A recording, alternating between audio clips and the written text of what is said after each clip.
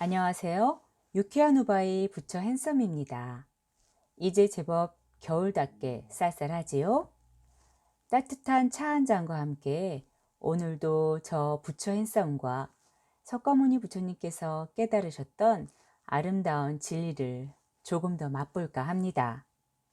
조금은 어렵고 난해해 힘들 수도 있지만 천천히, 곰곰이, 하나하나 어렵지 않게 집어 나가도록 하겠습니다. 그럼 숨 한번 크게 쉬고 시작해 볼까요? 여러분, 혹시 삼법인이라고 들어보셨나요? 법인이란 법의 도장이라는 뜻인데, 도장은 이것이 찍혀 있으면 진짜라는 진위 여부의 상징이지요. 그래서 삼법인을 제대로 알아야 불교의 진위를 판단하는 중요한 개념입니다. 그렇다면 삼법인은 왜 중요할까요? 팔정도에서 가장 중요한 것이 정견입니다. 제대로 보는 것, 현실에 대한 정확한 관찰에서 시작됩니다. 정확히 보기 위해선 나름의 나침판이 필요하고 그것이 바로 삼법인입니다. 첫 번째, 재행무상. 붓다의 법의 도장을 찍은 진리 중에 최고 진리인데요. 세상에 영원한 것은 아무것도 없다는 뜻으로 우리도 언젠가는 죽어갈 것처럼 일체 모든 존재는 끊임없이 변화의 과정 속에 있다는 것입니다. 그러므로 어떤 것도 변하지 않는다고 고집할 이유도, 이것이 옳다고 주장하는 것은 의미가 없습니다. 금강경에서는 일체 유의법을 꿈, 환상, 물거품, 그림자, 이슬, 번개와 같다고 했습니다. 우리네 일생이 아무리 길어야 100년이고 긴 우주의 시간 속에선 그저 찰나에 불과할 뿐이랍니다. 그런데 범부 중생은 항구 불변을 바랍니다.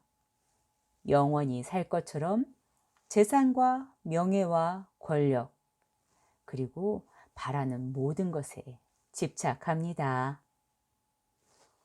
두 번째, 제법무와. 나라는 것은 일체의 모든 것이 인연에 따라 잠시 만들어지고 만들어진 순간에도 끊임없이 변화하며 또 인연이 닿으면 결국 소멸하게 됩니다. 그러니 고정불변한 내가 없다는 것이고 내 것이라고 내가 옳다고 생각하는 것은 참으로 어리석다는 뜻입니다. 내 몸이 내 것이면 늙고 죽음을 왜 내 뜻대로 못할까요? 모든 존재는 생멸하는 연기만 있을 뿐 고정된 실체가 없으므로 제법무아입니다. 일체 계고. 모든 현상이 무상한데 유상으로 착각하면 삶이 힘들고 괴롭습니다. 사성세의 고재는 자기가 바라는 대로 되지 않았을 때 가래가 생기고 집착이 일어나 괴롭다고 했습니다. 현실은 끊임없이 변해가는 것이고 독립불변의 실체가 없는 것임에도 불구하고 우리들은 그것이 영원하고 불변하기를 바라고 집착하기 때문에 세상은 괴로울 수밖에 없다는 것입니다. 열반적정, 무상, 고, 무아의 이치를 깨달아 탐진치 삼독이 소멸되면 열반적정에 이릅니다. 삼법인에 더해 사법인이라 하거나 일체계고를 빼고 삼법인이라고도 한답니다.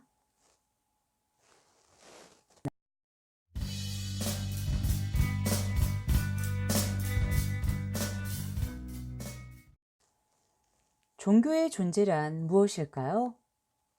여러 이유야 많겠지만 가장 큰 이유는 안식을 주는 일이 아닐까 합니다. 불안하고 허약한 인간의 마음을 달래주고 두려움을 없애는 일. 그리하여 그가 한 인간으로 잘 살아가게 하는 것. 종교는 그럴 때 가장 큰 의미가 있다고 개인적으로 생각합니다.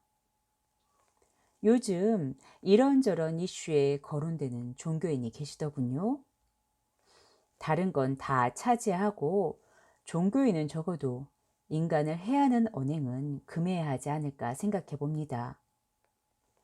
불만이 있거나 만족스럽지 않은 상황이라면 적극적으로 해결을 하기 위해 노력은 해야 하겠지만 신의 이름으로 인간성을 저버리는 행위는 너무 유치하고 성숙하지 못한 일이라고 생각됩니다.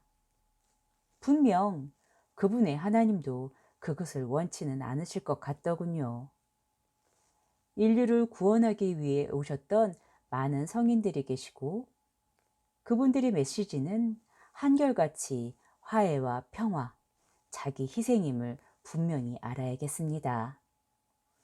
오늘은 이 작은 지구에서 벌어졌던 많은 종교 전쟁을 간단히 알아보겠습니다.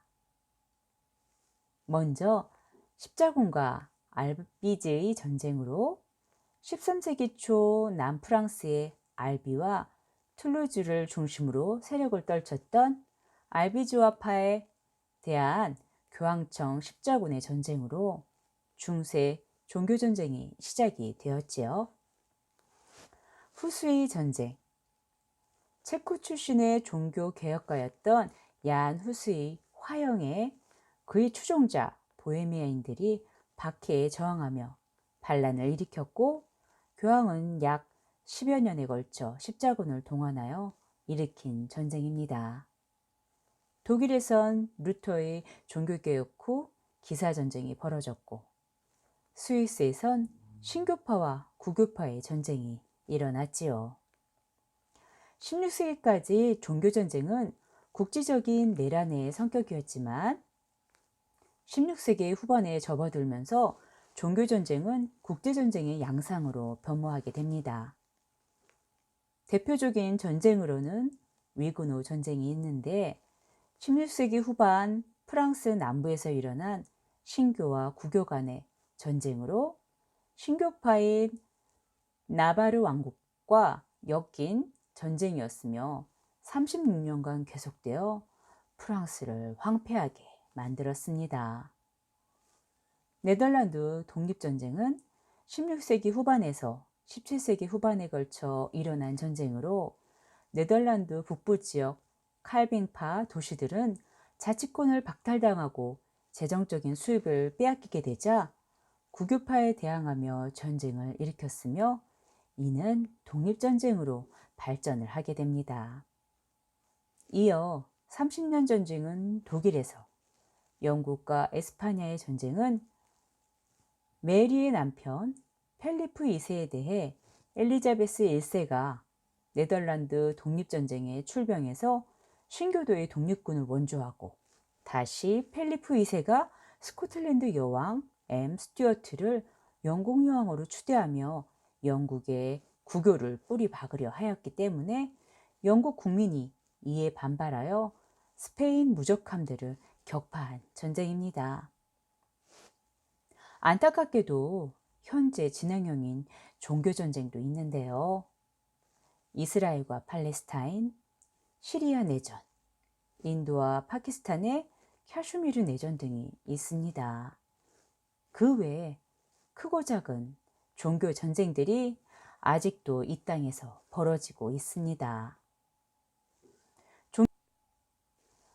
종교 전쟁에서 공통적으로 나타나는 것은 결코 종교적인 문제에 한정되어 일어나는 것은 아니라는 것입니다. 정치와 종교가 한데 엉켜 정치적, 영토적 야심과 분리할 수 없을 정도로 묶여 있다는 점인데요. 참으로 안타까운 일이 아닐 수 없습니다. 여러분은 연등이 무엇이라고 알고 계신가요? 연꽃등이라 아시는 분들이 많으실 텐데요. 물론 연꽃이 진흙 속에서 피어도 고귀하고 찬란하기 때문에 그렇게 알고 계실 수도 있는데요. 사실은 태울 연자를 써서 번뇌의 불꽃을 태우겠다는 의지의 표현이랍니다. 올해도 얼마 남지 않았는데요. 얼마 남지 않은 한 해를 마무리하며 다시 한번 번뇌의 불꽃을 태우기 위해 노력해 보시기 바랍니다. 그럼 전 또 다음 시간에 뵙겠습니다. 여러분, 성불하세요.